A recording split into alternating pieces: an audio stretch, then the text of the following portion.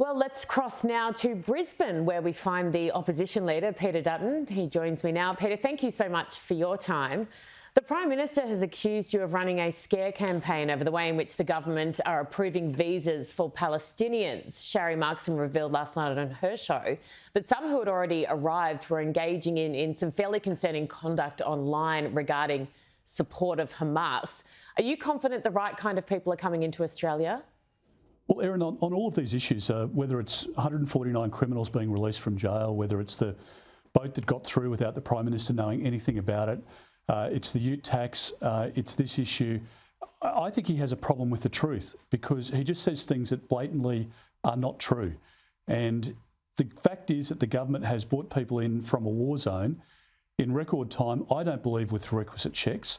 And the onus is on the government to explain what checks they have or haven't done so that they can provide assurance that more people haven't got through that are of a similar character as Sharri pointed out last night. And I think too the government needs to respond to these individual cases and give us an assurance that that these people won't be staying here permanently. Yeah, sometimes it feels like the PM is still in opposition mode since he's not really taking much ownership. He says the government should not be held to account for the dozens of asylum seekers who arrived over the weekend, saying it's an unfortunate event but not his fault. What do you make of that? But Philip Ruddock, I remember way back in the day, used to talk about, and I think the Indonesians at the time used to talk about Australia putting the sugar on the table. If you say to people smugglers, we've got a product, the policy's changed, they will just take it with both hands. And what we've seen from this government is a softening of the Operation Sovereign Borders compact.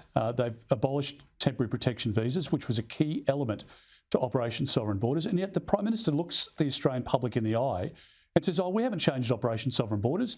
It's just as it operated under the coalition. It's just not true. And then you've got the release of these 149 criminals. The people smugglers would have been licking their lips. And it's the most remarkable thing that I've seen. The Prime Minister is in denial about the problem that he's created. And this is the consequence when you don't take our border protection policy seriously. Yeah, you make such a good point about social media and the little bits that can be used. My dad, Jim Molan, was obviously a big part of developing Operation Sovereign Borders. And I tell you what, he waxed lyrical about going to different countries around the world and how they sold this dream to poor, desperate people. One little thing, 3 seconds was all it took. I'm just blown away by the fact that the PM decided to attack you for calling out their weakness and say that was going to be used by people smugglers, not the fact that a boat got through. It's just bizarre. And you're right, Jim was a very significant contributor and architect to the success of Operation Sovereign Borders. And we've now got a government that, again, if you look at the Prime Minister, it's not just now, but it's for decades. The guy hasn't changed his spots. Just finally on this issue, I want to ask you about when the PM knew. And we were live on air last week when this was all developing. And I said on air, I could not believe that a department knew, but the PM did not, something as serious as this. And I said, gosh, if they were my staff, I'd be absolutely furious. Reports around today that maybe his staff or the department knew as early as Monday. Would you expect your staff or you to be across an issue as significant as this, regardless of where you were travelling or how? Of course you do. I mean, this is a very significant embarrassment for the government. It's a breach of our northwestern border. And it's a catastrophic failure of the government's version of Operation Sovereign Borders, the watered-down version. And the Prime Minister came up with this dodgy line, oh, look, I couldn't get a briefing because, I was travelling in the car. I don't know what that means. I mean, he didn't have his mobile phone with him, or his advisor who would have been in the car with him didn't have his or her mobile phone with them. It doesn't hold water. I think Australians are now starting to get a real understanding of who Anthony Albanese is, and that's why his numbers are tanking. Well, he is going to have a lot on his plate this weekend. The PM is headed to Taylor Swift tonight, and Katy Perry tomorrow apparently is going to billionaire Pratt's house party where that pop star is performing. He clearly enjoys that side of things and the perks of the job. Well, I certainly think the PM loves his celebrity side. There's no doubt about that.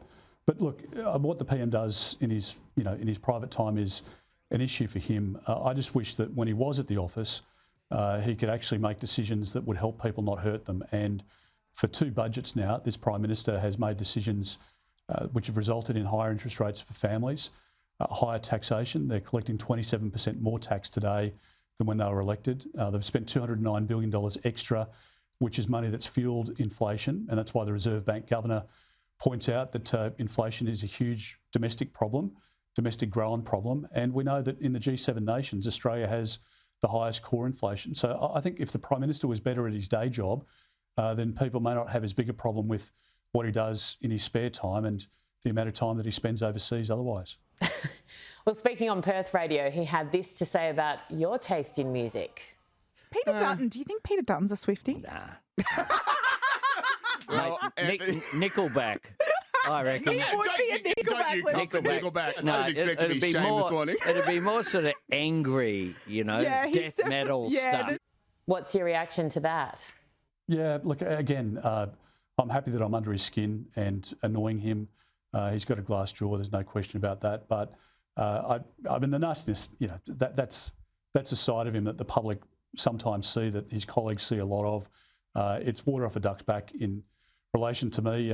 And, you know, I mean, the true confession is that the last concert I went to was Luke Combs, so only a couple of months ago in Brisbane, and I enjoy a bit of country and western, both types of music. So it's, you know, he can throw the, you know, the silly sort of petulant comments, but they don't make not an iota of difference. If he thinks that I'm going to back down, or that you know, that I don't have the strength of character to stand up to his juvenile comments, I think he misunderstands who I am. Peter Dutton, thank you so much for your time. Thanks, Erin. Take care.